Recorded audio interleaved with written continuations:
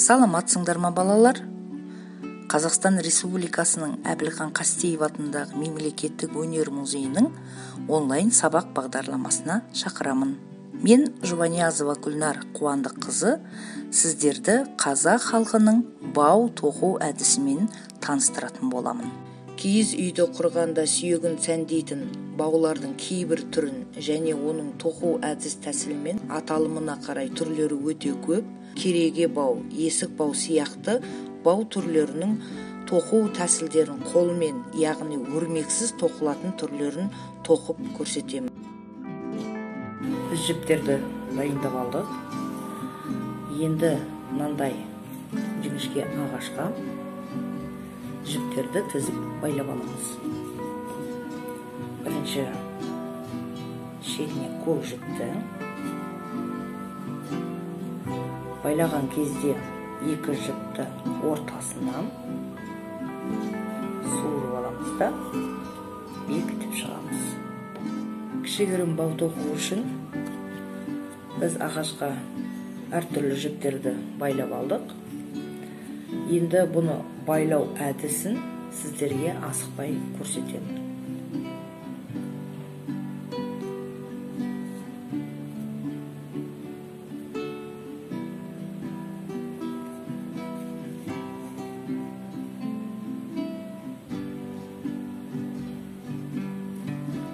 Жіпті тұйықталған жіптің басынан ортасынан алып шығамыз. Соныменен біз шетіне екі көк жіп, екі ақ жіп, екі қызыл жіп, ортасында 4 жасыл жіп. Осы жіпті біз дайындап алдық. Енді бұны біз қыстырмамыз керек, өйткені тоқыған кезде ыңғайлы болу үшін ағаштың екі жақтан қыстырып қоямыз. Тоқитын бұйымымызды қыстырып қою үшін бізге қағазды қыстыратын кәдімгі қыстырғыш керек.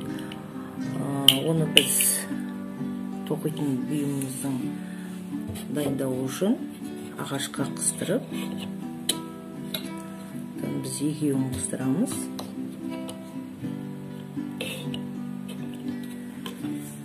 Содан кейін дайындап алған жібімізді осының арасына кіргізіп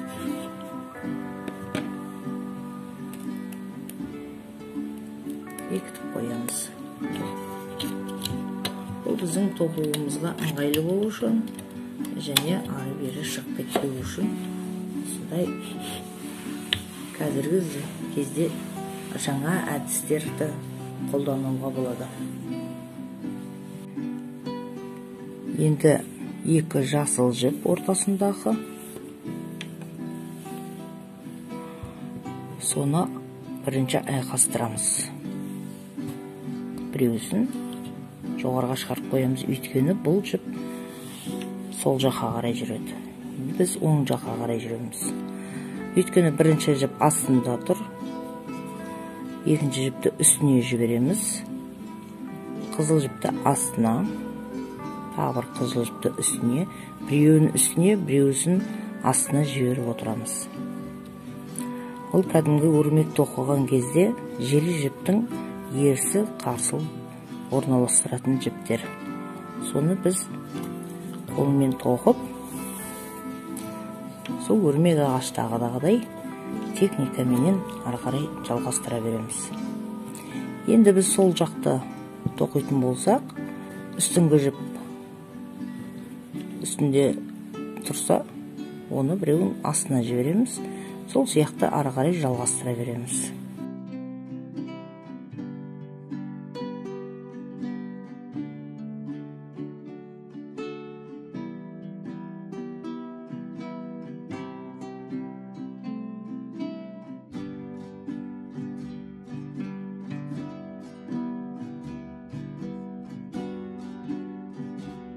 Тоқып алған жібімізді шетке шығарып қоямыз.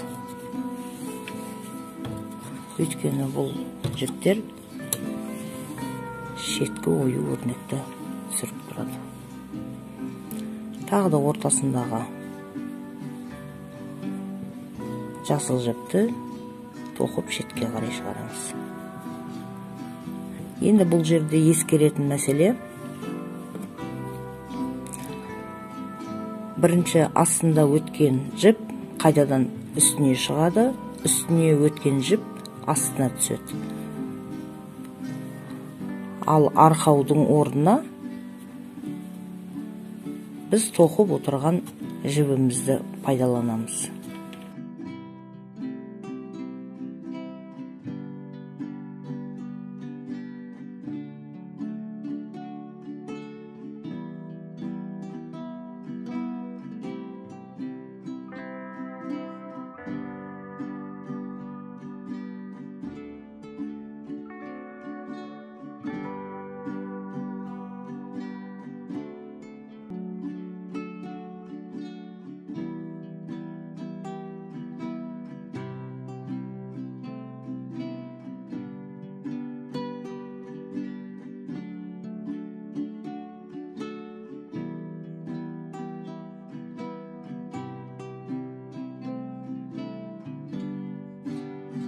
Келесі кезек қызыл жіп.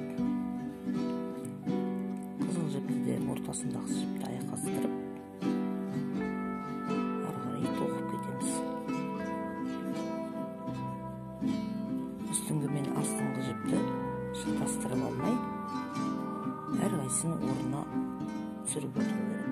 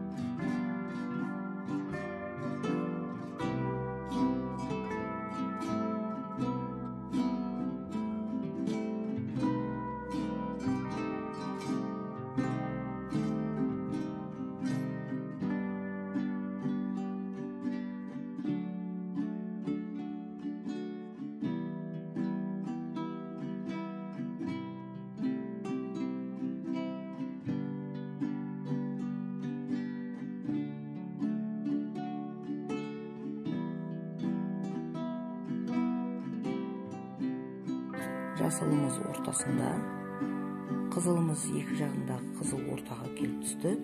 Енді осылай кезек-мезек жіптер айқасып түседі.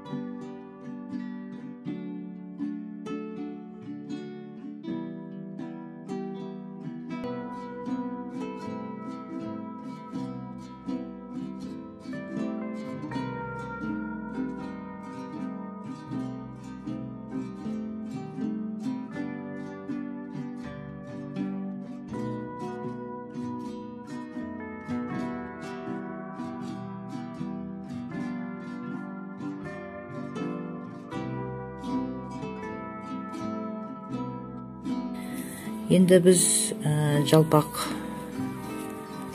өрнектеліп тоқылған бауларды көбінесе айтып кеттік. Кереге бау, есік бау, оқты шалып байлап қоятын бауларда арнайы осылай 2-3 метрден тоқылып отырады.